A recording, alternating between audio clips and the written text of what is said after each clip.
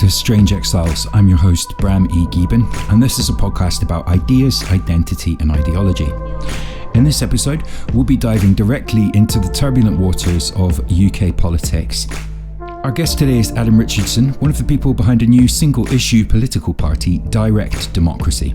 The idea behind the party is deceptively simple, and it has its roots not just in one of the oldest forms of ancient Greek democracy, but also in real-world, present-day countries such as Switzerland.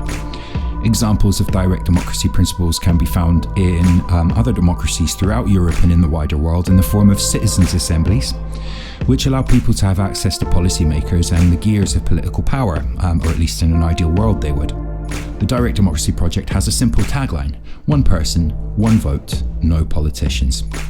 Adam and I spoke in September just after the death of the Queen and the fawning coverage that ensued in the British media. This was before the recent chaos in the UK's Conservative Party, which led to the sitting Prime Minister being ousted in less time than it took to throw out a lettuce. The utter shambles of that few weeks of Tory cabaret politics only shows the merit of some of Adam's arguments. But if you want to know what he thinks about the chaotic dawn of the Sunak era and the response from Labour, check out our follow-up conversation over at strangeexiles.substack.com. You can sign up there to hear first about new episodes, and we follow up each conversation with reading recommendations, essays and more based on our guests' areas of expertise. Let's meet Adam Richardson of Direct Democracy. Adam Richardson, welcome to the show. Thanks very much for coming on Strange Exiles. Hey, good to be here. Thanks for having me in exile with you. Fantastic. So let's just go straight into the questions, I think. You are speaking on behalf of an organisation called Direct Democracy today. And it'd be great if you could just give us kind of like an idea of what the mission of Direct Democracy is. What are the aims? What does it do? And you could tell us maybe a little bit about your career and how you got involved too. Sure. Yeah. Well, what a time to be talking to you about Direct Democracy. It's the middle of September. We're in the middle of the UK's official period of mourning. September 2022, probably the most undemocratic month in the history of the UK. We have a new Prime Minister elected, that's air quotes, by 81,000 people. And we have a new head of state confirmed by the Privy Council of a couple of hundred members. So a new PM and a new king installed in the space of a week with no plebiscite, no public vote or even interaction. Just this is happening, suck it up. Totally normal island. So yeah, Direct Democracy, our mission is to upgrade UK politics, to upgrade our democratic system to the point where MPs would no longer be necessary, by ending our system of representative democracy and upgrading it to direct democracy. Everything else flows from that, really. There are so many things wrong with our politics. We don't have enough time to talk about a fraction of them. If you're listening to this podcast, you're probably aware of the issues we face and how our system is not fixing problems fast enough. It's usually making things worse. To those not listening to this podcast, to howl into the void, you know something is wrong. We've been spiraling since the financial crisis. Every year, if not every month, brings a new political scandal. The pandemic exposed so much of the rot. Everybody knows politicians lie, and the politicians know they are lying, and yet nothing changes. And I always wondered why that was. I think we suffer from a lack of imagination. We struggle to imagine different systems of politics when there are different, better systems around the world and throughout history to learn from. I know we'll touch on those later. So to dive into the weeds, the United Kingdom is a constitutional monarchy with a representative democracy. We have an unelected head of state, Charles III, who is now king because of blood. Yep, that's right. The right kind of plasma, water, salts, and protein makes you head of state of a G7 country. I think if people were able to choose between an elected head of state and hereditary monarchy, they would vote for the ability to choose, not continuing this circus that is just so removed from the vast majority of people's lives and people's everyday problems. So yeah, representative democracy is our current system of voting for members of parliament in general elections. The quintessential delusion of representative democracy is that an MP is representing your views in parliament. They aren't. Increasingly, they are representing the interests of moneyed lobbyists. Peter Geohagen of Open Democracy exposed this so clearly in his book, Democracy for Sale, Dark Money and Dirty Politics. It outlines how democracies are in crisis around the world as unaccountable and untraceable flows of money help to destroy it, and how our antiquated electoral laws are broken with impunity, and secretive lobbying utterly distorts our politics. Take the issue of nationalising utilities. Consistent and massive support for this, probably even higher levels of support after the water pollution scandals of the summer and the coming winter of discontent. But is any main political party offering to nationalise utilities? No. Why is that? Money. Liz Truss is an ex-Shell employee. The Conservative Party has accepted more than £1 million in donations from the energy sector in recent years. He was recently reported. It's similar to the issue of healthcare and gun control in the US. A clear majority of people want change. Who is stopping the change? The elected politicians and the people who own them. Political parties now only filter debate and stifle change. The Conservatives are intellectually bankrupt, Labour nearly financially bankrupt. Political parties are exhausted, as is our societies. We need a year zero moment. We need real change.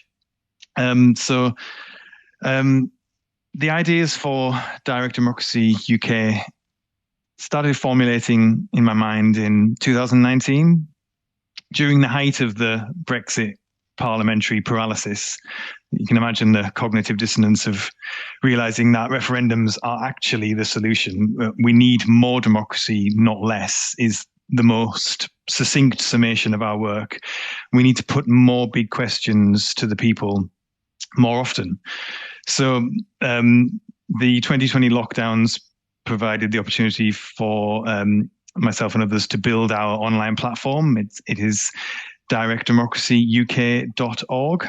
What is direct democracy? It's demanding to explain in a soundbite. So entrenched is the hegemony of our current systems of governing that, it takes imaginative leaps to pierce our reality and just, imagine a new world of possibilities. When I think about direct democracy, I think about things like truth, freedom, justice, autonomy. They're not necessarily ephemeral concepts. Take truth. There are few acts as singular as voting. The special day, the little booth, the tiny pencil, your choice, the X in the box. What are you doing there? You are telling your truth. You are being true to yourself.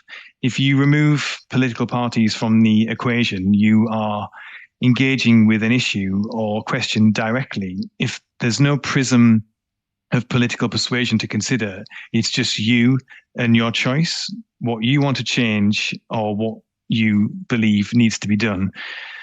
If you take a concept like freedom, do we live in a free country? Increasingly less so. We've seen some disturbing scenes this week. People arrested for shouting at sex offenders or holding up signs. A barrister threatened with arrest for holding up a blank sign. It's chilling stuff, really, thanks to Priti Patel's laws and new police powers. I guess a ruling elite that is losing control will increasingly seek to control everything. If you take a concept like justice, our current system shields the powerful from accountability.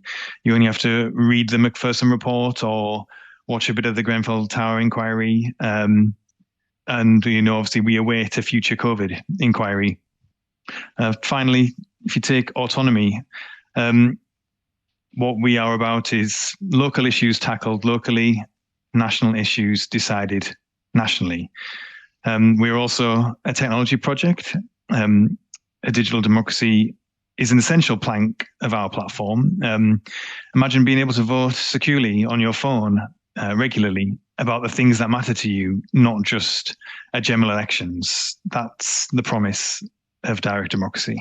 I understand what you're saying about the technological tools and the kind of the idea that, like public intervention in policy would become like a more familiar thing there. But is this kind of a root and branch attempt to reimagine democracy?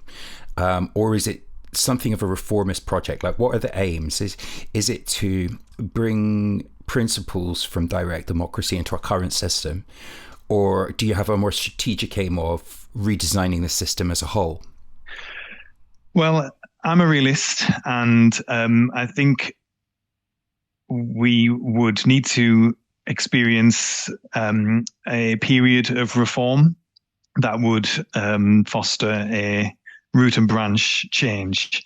It would be a relatively small change for us to approach the current system that they have in Switzerland. I figure we'll talk more about Switzerland later.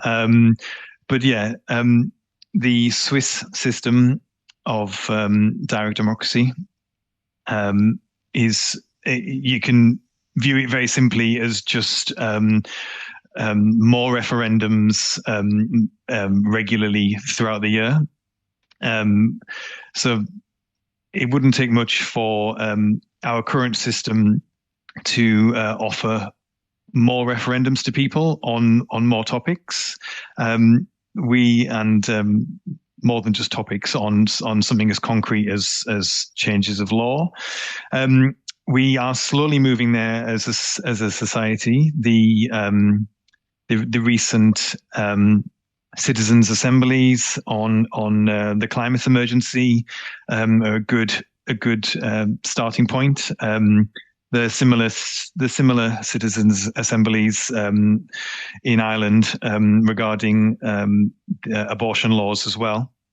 So yeah, the English-speaking world is slowly realizing the useful and the positive consequences of democratic debate, reasoned debate that you can find at things like citizens' assemblies. This is a lifetime's project for me. I feel like we would need a generation or two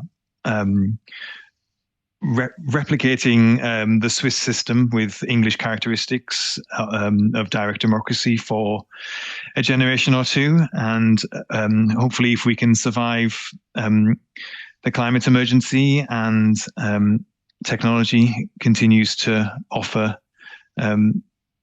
democratizing capabilities, we can move to a fully digital democracy of direct democracy. It's interesting you mentioned citizens' assemblies. I was wondering if that was going to come up.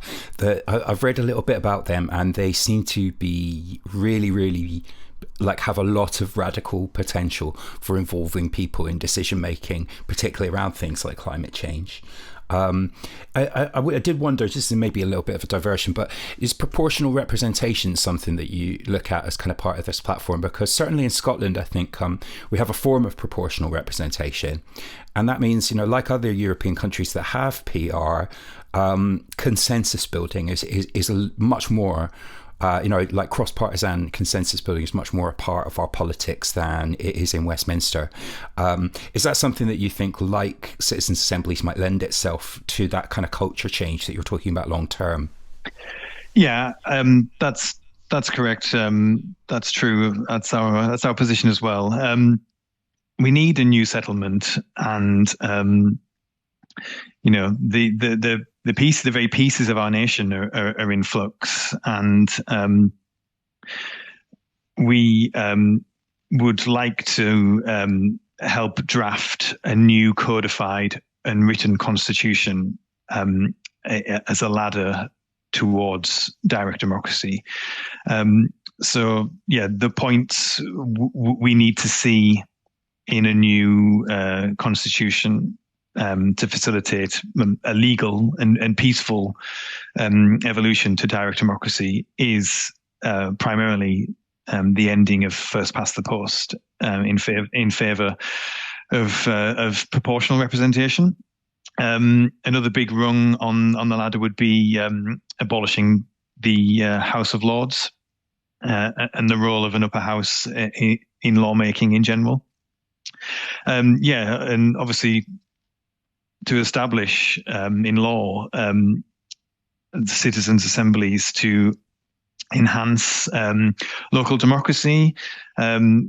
We would want to see a new settlement for devolution, and crucially, as I touched on before, to end the destructive influence of lobbying and establish radical transparency to combat dark money and elite malfeasance.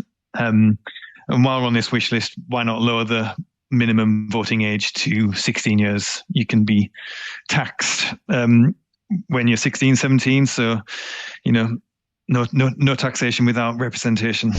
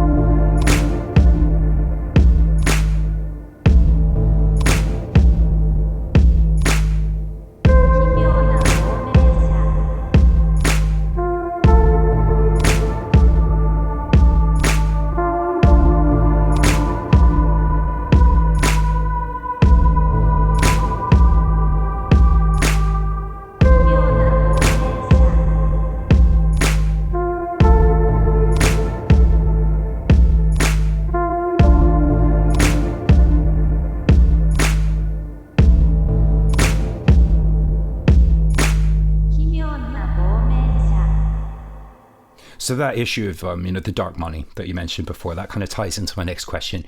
On your website, it says that you're a platform party rather than a political party. So I thought we could talk about that. Slavoj Žižek writes about the whole idea of a non-ideological politics being really kind of like the ultimate example of where ideology is located. That there's a constant dance between the two extremes of ideology, left and right, each kind of trying to point to the other and say that they're part of the old ideological spectres, while they represent and embody the new non-ideological, rational, common sense politics. So in that sense, as a platform party, what's your approach to that pendulum swing between ideology and non-ideology? Yeah, so if in politics today, it seems if your rival if you're on the left and your rival is a platform party on the right, they are bad. And if you're on the right and your rival is a platform party on the left, they are bad also. Someone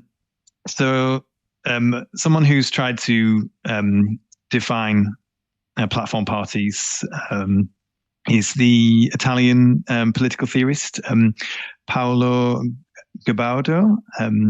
Sorry, excuse the pronunciation. He's documented the phenomenon of platform parties best. They are a new blueprint for a political organization, the digital party, if you will. The five-star movement in Italy, Podemos in Spain, the organizations that backed Sanders and Corbyn. These formations have revitalized party democracy, involving hundreds of thousands in discussions carried out in online decision-making platforms.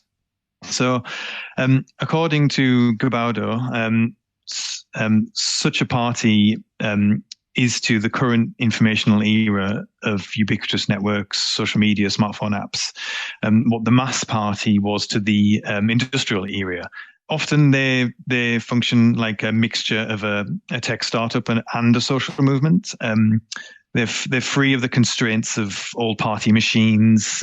They are aimed at rapid growth with email signups and PayPal donations replacing formal membership. Their purpose is to disrupt and set new agendas, and they're coming to power all around the world, really. I think Zizek's point is another one of his classic contrarianisms.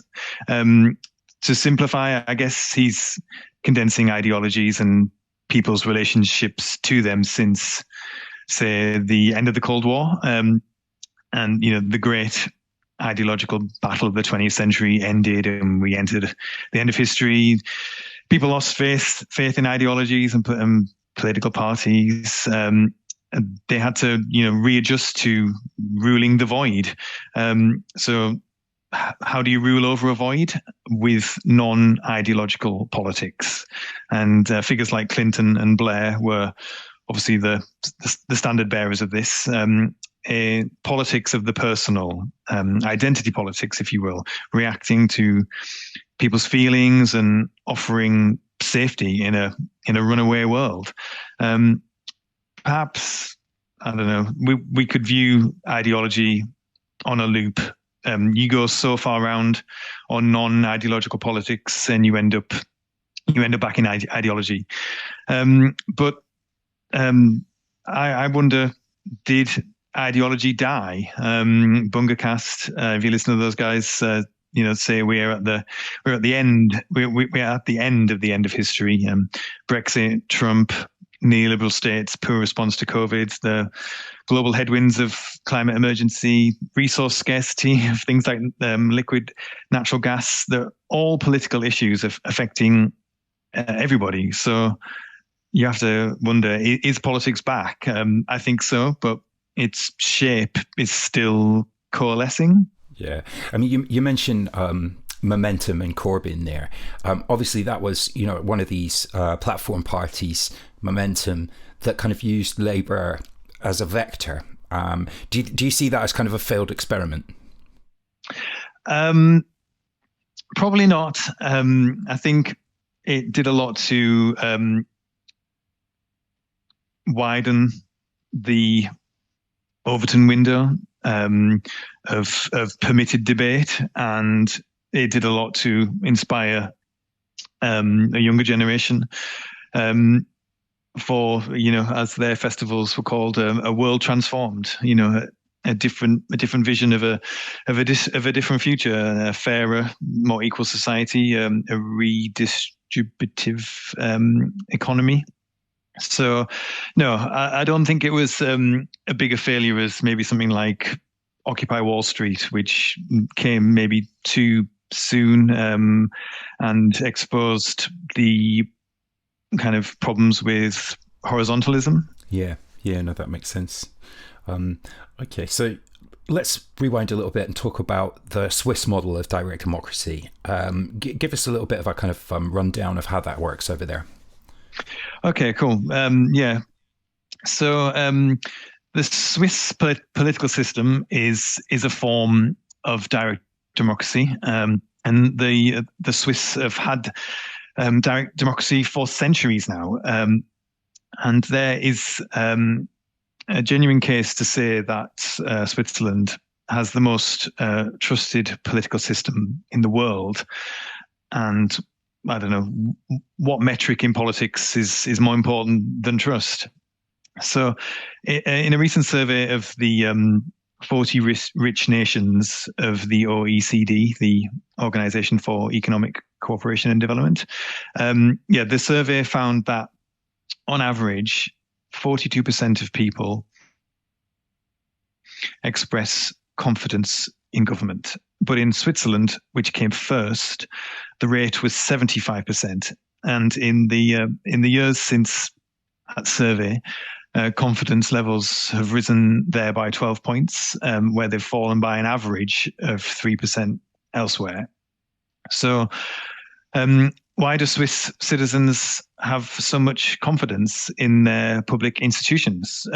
Because to a greater extent than the people of any other nation, they exercise control over those institutions. The great constitutional question, where should sovereignty reside, in Parliament or the people, has been resolved in favour of the people. Swiss direct democracy, semi-direct democracy, if you want to be pedantic, because they still have political parties. The overall effect is to encourage public engagement with politics, the high levels of political information and reasoned debate. Still more important is the sense of political ownership the system fosters. People perceive that government belongs to them. And that is how a trust in politics is earned. So, how does Swiss direct democracy manifest in everyday life? One way is regular referendum days, on which citizens can vote on the big issues before them. So approximately 4 times a year, voting occurs over various issues.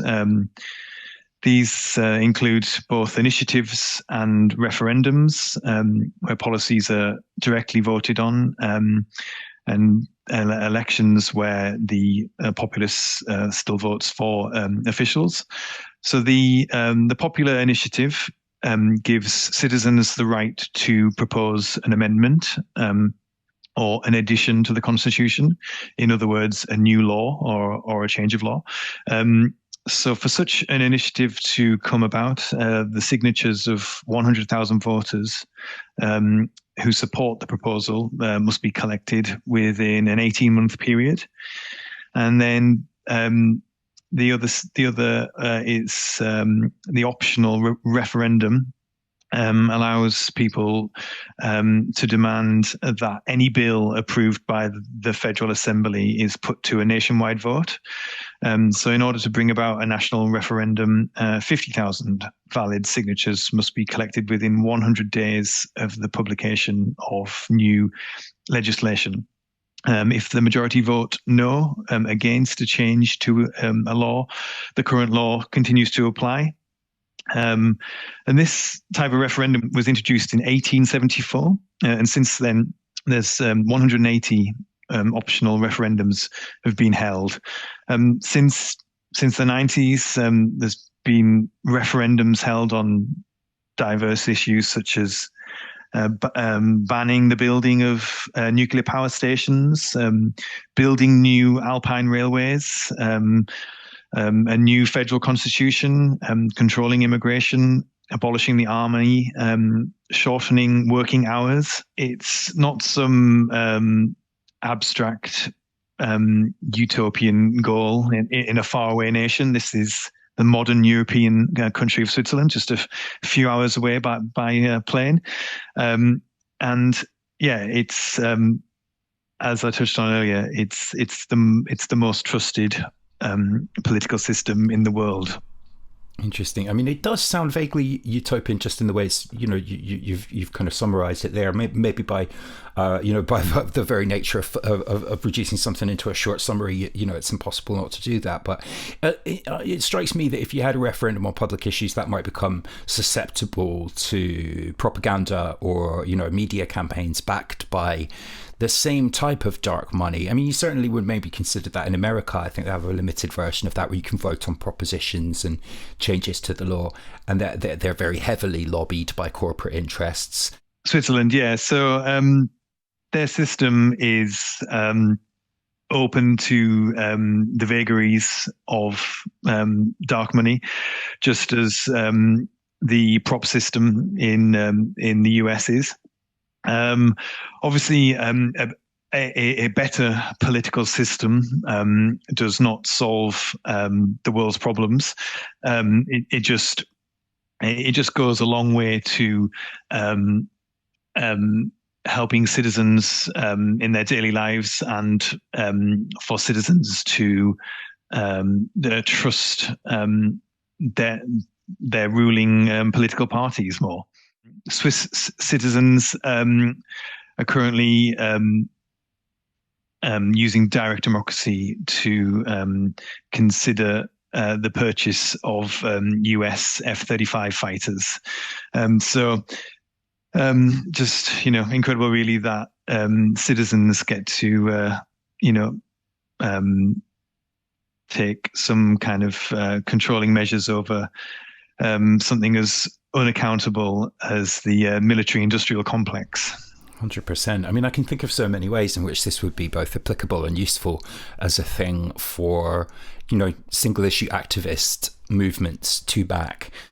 It's a very simple way to actually take the temperature of what the public wants on something, as opposed to having to advocate to get a political party to align with it, with all the attendant dangers that has, for the way that it can kind of flatten debate about things.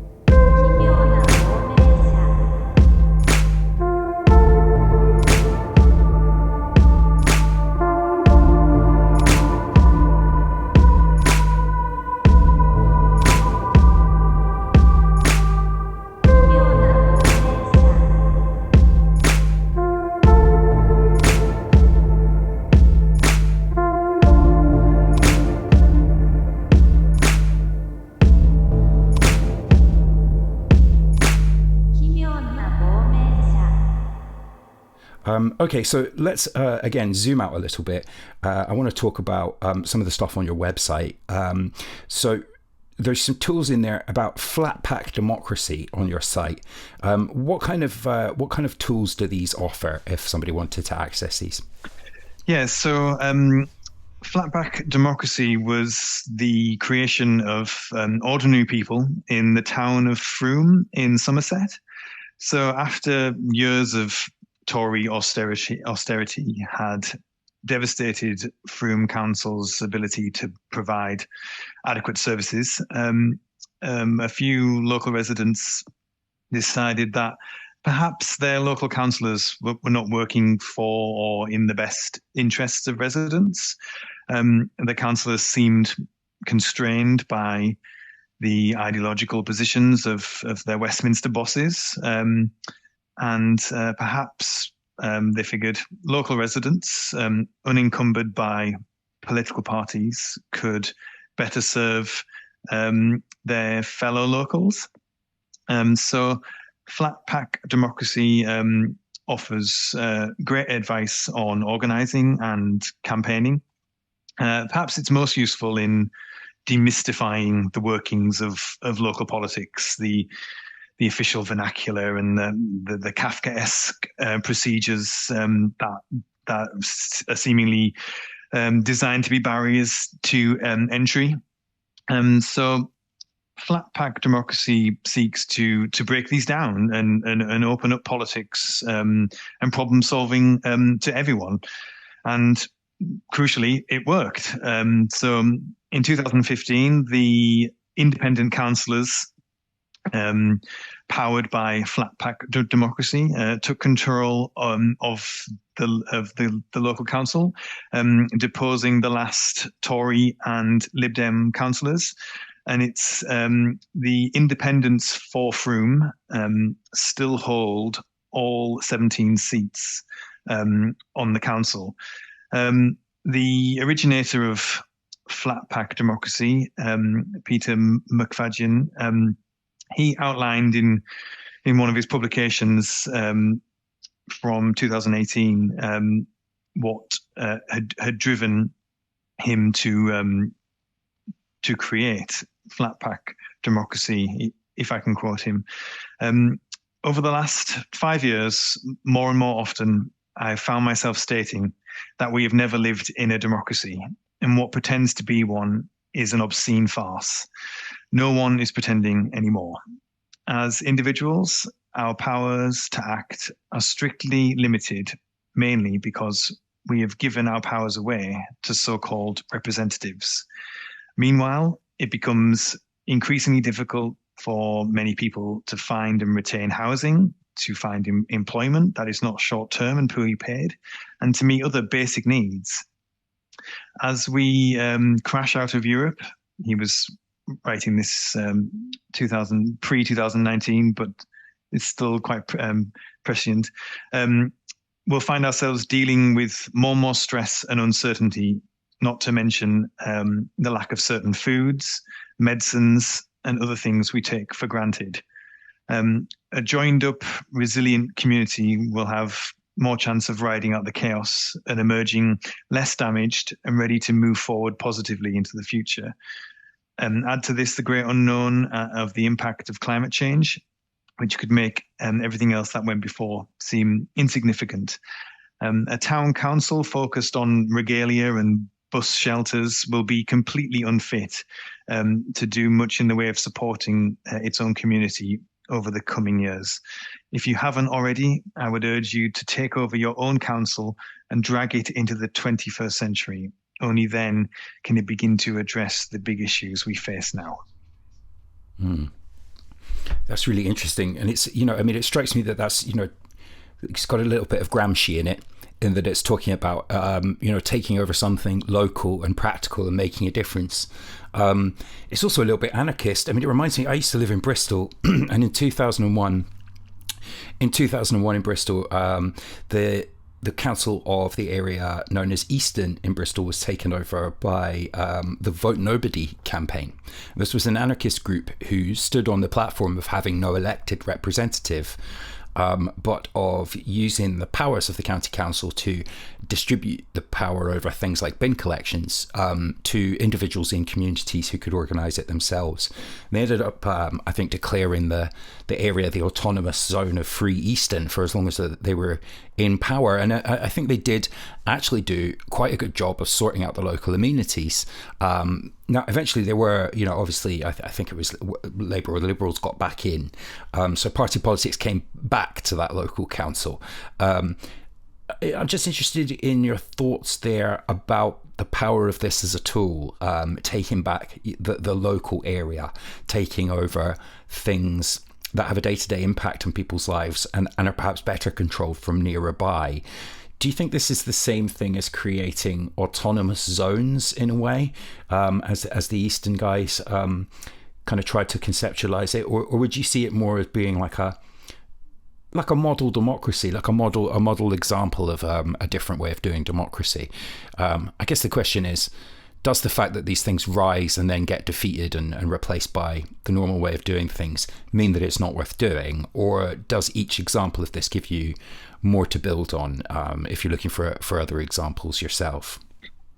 Yes, well, I would commend their efforts, because it's only by experimenting and trying new things do we progress in any meaningful way, really. They were obviously completely exasperated with their local councillors, and as I say, the barriers to entry are purposely high to put off mass engagement and even mass participation. And yeah, if we can overcome those barriers with a system like direct democracy, then the world really could be transformed. Yeah. So, I mean, like those examples that we're talking about there from Frome County Council and from Bristol, that's kind of at the level of county councils and local democracy. As you know, from your website, I gather that direct democracy have some practical goals for the 2024 UK elections. Can you talk a little bit about those? Just to register to stand and communicate our alternative platform for real change. But first, we'll need financial help in overcoming those deliberate barriers to entry. So you will be standing candidates in more than one place. That's the plan.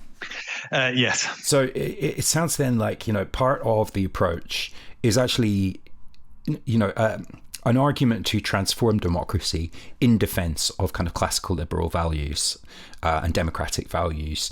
We talked a bit over email before the interview about William Davies' book Nervous States. He wrote very eloquently about the way that trust in politicians and liberal values has been eroded over the past 40 years. And he talked as well about how the kind of acceleration of technology complicates this. He sees that as expressing itself in forms of populism and authoritarianism. But your list of guilty parties on your website identifies a lot of the same bad actors across the political spectrum who've given rise to this disillusionment. So that's, I guess, my question is this a defence of classical liberal values rather than a revolutionary project of change? That's a good question. So I think Nervous States shows how liberal values were not defended enough over the last 40 years. As politics became less about ideologically driven programs and more about managerial control, new forms of power emerged. First, it was international finance, and then it was the internet companies of Silicon Valley who have grown into the richest and most powerful companies. Surveillance capitalism, which is the credo of Google, Facebook, and Amazon, and every company who wants to be them, is a system that profits from populist urges, be it a fear of authoritarianism or a desire for authoritarianism. Angry people click more, is the phrase I've heard. What Nervous States explains is, I think it's similar to what Adam Curtis has been exploring in his films. How the idea that how I feel is the most important thing. Therefore, a politics that responds to feelings is paramount. But crucially, both Davies and Curtis point out that the failings of this narrow credo is a politics that focuses only on the personal. So a politics that is just identity politics or culture wars. It doesn't have a positive story of the future to inspire us. On our website, directdemocracyuk.org, we devote an entire page to the guilty parties, aka the Tory cabinet of 2020. It was inspired by the 1940s polemic Guilty Men, which attacked 15 public figures for their failed policies towards Nazi Germany. On the guilty parties, we condemn the venal and corrupt group of people who presided over our COVID catastrophe. We really had the worst people at the worst time. Johnson's cabinet was a particularly useless group of yes men and yes women, as he felt that kind of sycophant was needed in order to deal with Brexit. But just to briefly return to your question, I think the true spirit of democracy should be defended, as I believe it can deliver us from the failures of the last 40 years. We should remember the ancient Athenian direct democracy, Iceland's Althing, founded in the 9th century, the goals of the levelers in 17th century England, and as we've spoken about, Swiss direct democracy. They're all examples from history and the present that we can learn from to revive real democracy. It's interesting you mentioned identity politics. One book I read recently was The Coddling of the American Mind by Jonathan Haidt and Greg Lukianoff. I disagree with a lot of the conclusions in that book because they kind of come around to it quite like a bit of a bootstraps argument about personal responsibility and, taking ownership of things in your life. And they do have a really useful distinction in that, I think, between what they see as common enemy identity politics, but anything predicated on identifying a bunch of enemies against your political persuasion, rather than what you've done with your list of deplorables, which is, across the spectrum. But yeah, they draw the distinction between common enemy identity politics and common humanity identity politics. And they define that as being any politics which attempts to draw a bigger circle around a group of people rather than excluding one in-group in favor of an out-group. I wonder, how do the kind of so-called culture wars and these issues where, at the moment, like, all politicians, when they're brought on television, are asked to state their position on a particular issue, one side or the other. How does that kind of atmosphere complicate a non-political project like yours? Yeah, it's obviously a challenge in the current environment. I would say there can be positive effects resulting from apolitical positions, inspired by our shared humanity and a shared morality. Culture war is a negative manifestation of an apparently non-political politics. So consider who benefits from seemingly propagating a politics free of politics. That is obviously the people who currently hold political power. Our platform is attacked by groups who are turning to the politics of hatred and division as a last gasp, a last chance to hold onto the wheel. Our project is to smash the wheel.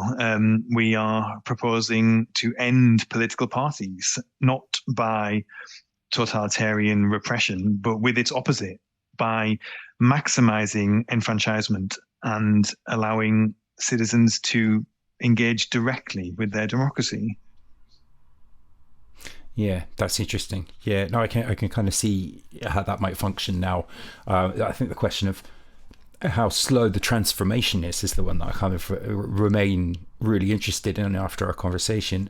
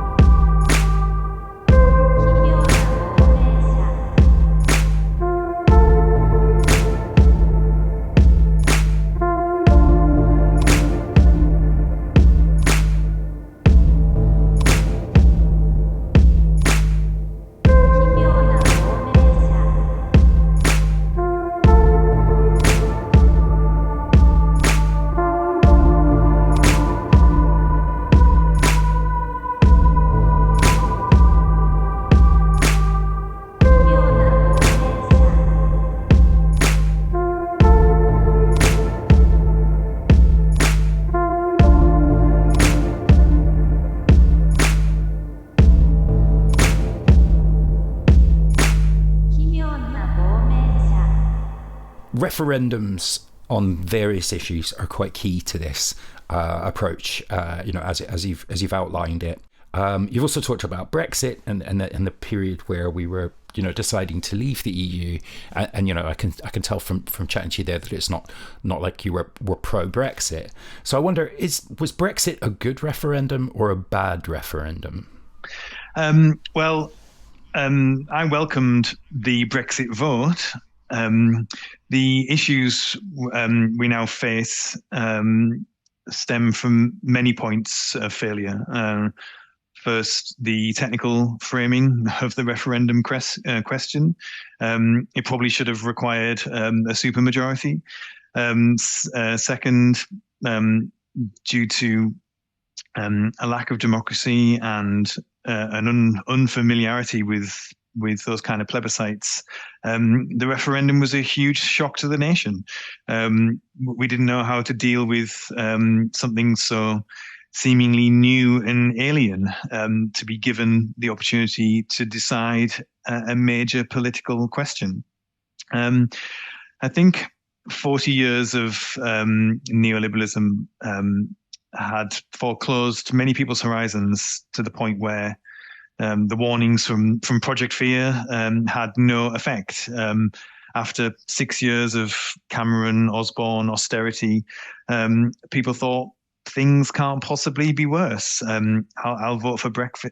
I'll vote for Brexit in the hope things may change. Unfortunately, I think few saw that Brexit was also a vehicle for a sect of right-wing libertarians to maneuver themselves into power.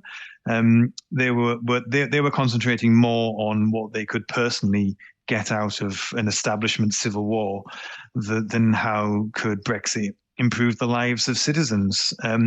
So it's kind of a moot point. I was neither a leaver nor a remainer. The issues around Brexit are due to disingenuous politicians refusing to challenge where real power lies now. That's a really interesting take. I was having a read through some of your website, and there's some really interesting stuff where you talk about the future a little bit, and you talk about a forthcoming industrial revolution, sort of a technological singularity that could occur as technological pace of change increases. Obviously, you've got a clear-eyed assessment of the risks there as well, with things like climate change, smart weapons, and surveillance. The philosopher and scientist Nick Bostrom put this together into something he calls the vulnerable world hypothesis. And his thought experiment there is really to show that democracy itself could be unsustainable in the face of technological change, that what you might need to have is total surveillance. I wonder what's your position on that? Do you think the potential benefits for humanity of the kind of rapid technological change we've been experiencing over the past few decades outweigh the risks, or do you think that's not a settled question yet? Well, it's funny how technology is often depicted as a threat to society or democracy.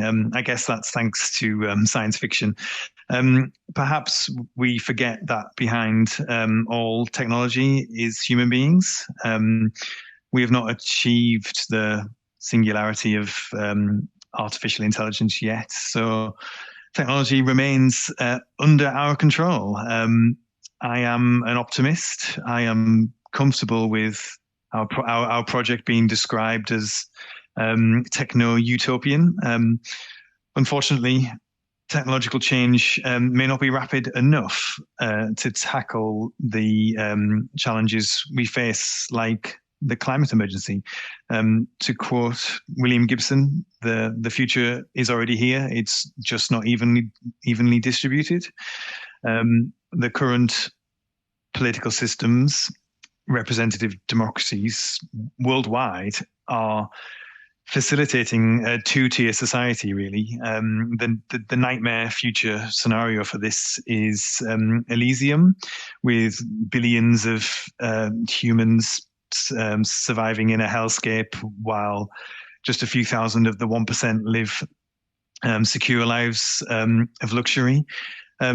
The coming fourth industrial revolution, which will be more consequential than the previous three combined, agriculture, industrial, technological, needs to be democratized directly in order to avoid such a future like the one of total surveillance that the Chinese Communist Party is building. Yeah, that's really interesting. I guess my fears there stem from, an anticipation that that effectively no matter what we do, we're doomed either way, in that if you push the technological pace of change fast enough, it's always going to reflect the values of the culture which is pushing that acceleration. So for instance, now at the moment, they're programming the neural networks of artificial intelligences, and they're finding that they have racist and sexist biases because, of course, the programmers have racist and sexist biases. I think that as well about, some of the transhumanist movement.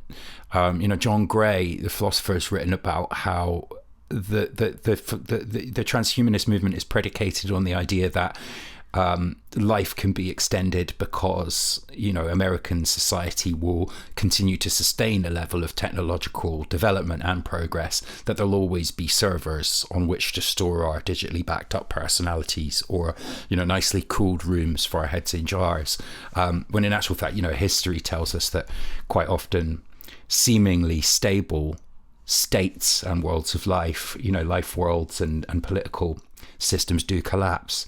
So yeah, I wonder if perhaps the risk is inherent in just the things you identify as the potential for great improvements in our lives. It's interesting. You've written some short fiction on your website about kind of some aspects of the future of the UK. Can you tell us a bit more about these stories?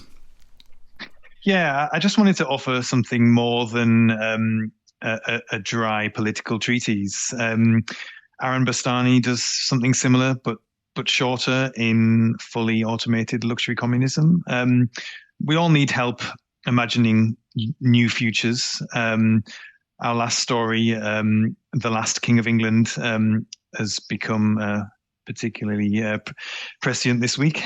Oh, that's fantastic. Excellent. So we can look forward to a few more of those on the site.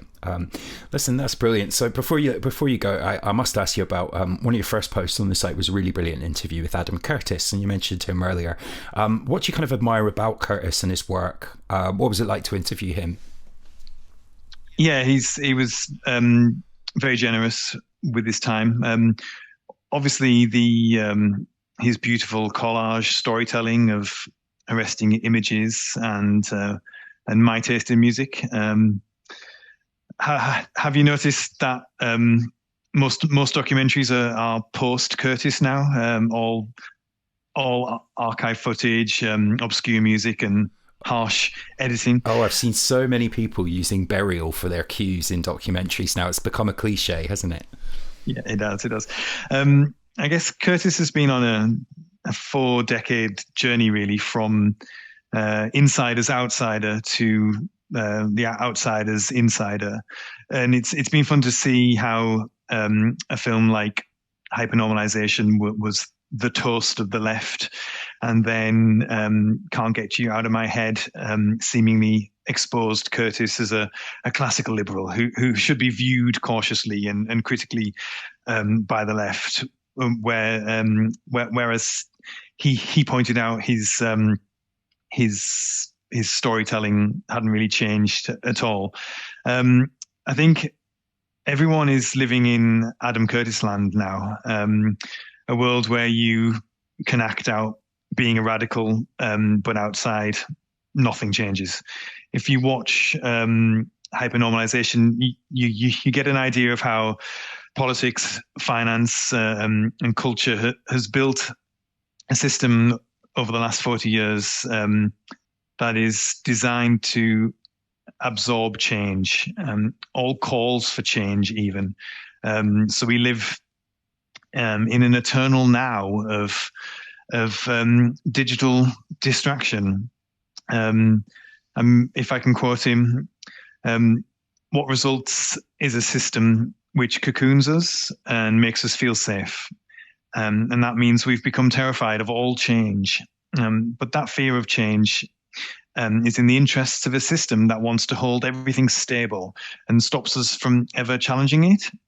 But it's impossible to keep things frozen forever. The world is dynamic. Things happen that you can never predict just by reading the past. This is why more and more we're being hit by events, Brexit, Trump, refugees, climate change, that neither we or our leaders have the mental map to understand, let alone deal with. because we've bought into the dream that the world can be held stable and safe. So much of the modern world is beginning to feel odd. He said, these are the dynamic forces outside beginning to pierce through a system as it begins to fail. And it will fail because a system of power that has no vision of the future can never last. It cannot do with change. We have to begin to look outside because there is more out there. I think liberal democracy and capitalism, they're two sides of a coin that when you flip, keeps landing on the side. Obviously, someone like Zizek would say liberal democracy cannot break the hegemony of capitalism. So I did some reading around the parallax view by Zizek recently, specifically his "I would prefer not to" argument. So what happens when people in society stop functioning normally, when their boss asks them to do something and they respond, "I would prefer not to"? Our project is ultimately about power and how to overthrow the current systems. Is this even possible? Zizek says power and resistance can form a kind of antagonistic enclosure, and therein lies the problem. They are two sides of the same coin. They are a trap. This means that the acts of resistance are ultimately affirmations of the very power they resist, since they take their cues from it. At worst, people end up becoming libidinally invested in the repetitions of the struggle. They enjoy resisting to no avail. I think direct democracy can build parallel power, another coin to toss outside of their game. We want to release a smartphone app that will disrupt the polling industry in the first case, which has had some shocking predictions lately.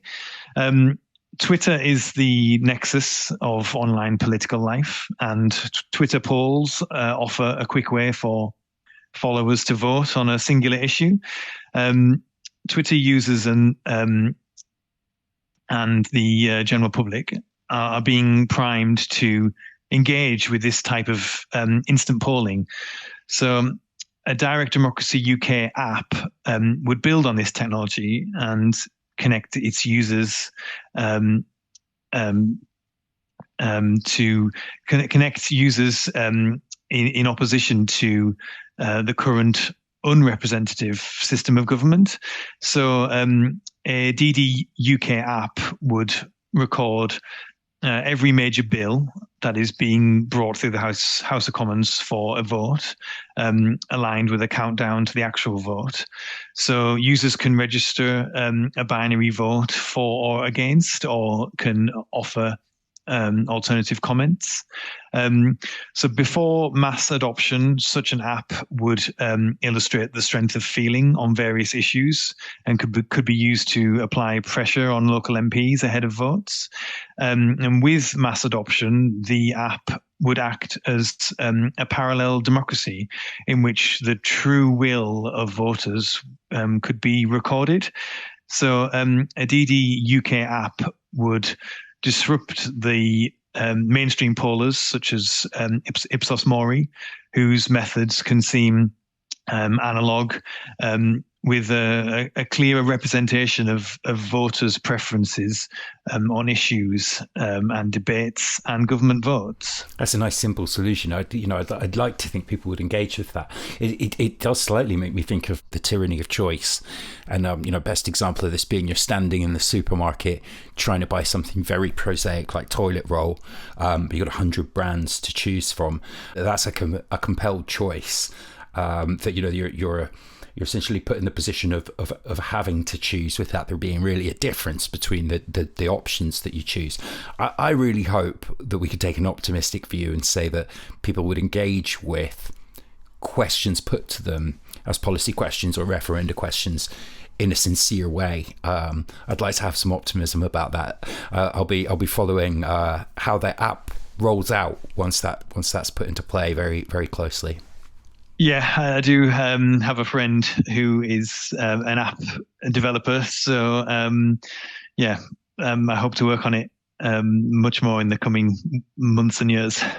That's so brilliant, Adam. Thank you so much. I think, as a podcast that discusses maybe quite bleak or pessimistic ideas of the future quite regularly, it's nice to have a guest who can give us something quite simple, elegant, easy to understand, that they could possibly put an X against at the next election. So thank you very much for coming on today and talking to us about the project, and best of luck with the 2024 elections. Thank you so much. You've been listening to my conversation with political activist, blogger and future UK parliamentary candidate Adam Richardson of Direct Democracy. Find out more about Adam's project at directdemocracyuk.org and look out for the option to vote for their candidates in the UK general election, which, who knows, may well have already been announced by the time this podcast goes live in December. We live, as the old Chinese curse is rumoured to have said, in interesting times, and just like the writers of speculative fiction, writing and talking about politics must happen at kind of a breakneck pace if it's to keep up with this rapidly changing world. As always, thanks to Asthmatic Astronaut of This Is Not Pop for our theme music. Check out his label at thisisnotpop.co.uk, and you can sign up at strangeexiles.substack.com to find out who's up next in our interview series.